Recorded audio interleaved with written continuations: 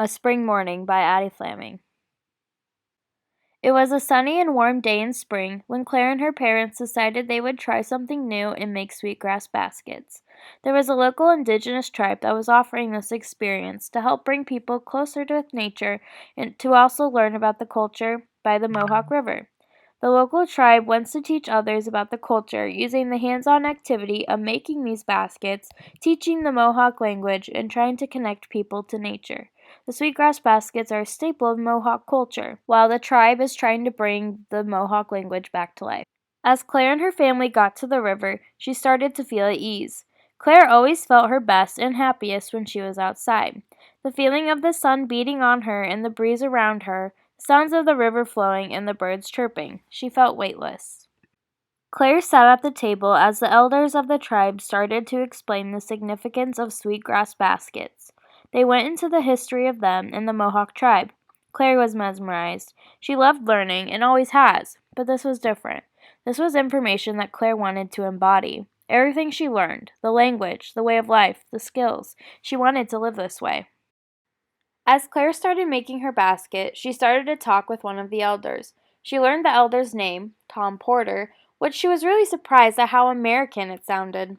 Tom told her about how the Mohawk language had died out in this area for quite some time. The Mohawk language was brought back, and the elders are trying to do the same with the culture.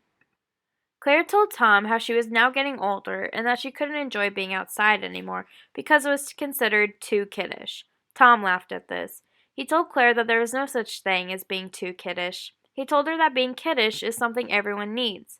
He explained that loving to be outside is a great thing for Claire and that she should never stop feeling this way.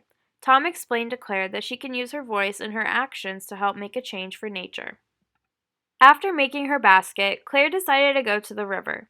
Claire sat next to the river in the sweetgrass with her toes in the water. She recited the Mohawk song that she had learned while making the baskets. Claire looked at the river and saw her reflection outlined in light from the sun. This was a moment of peace, excitement, and hope for Claire. She realized that she didn't care about what her friends thought of her about the fact that she loved nature. Claire had come to the realization that she was a special person.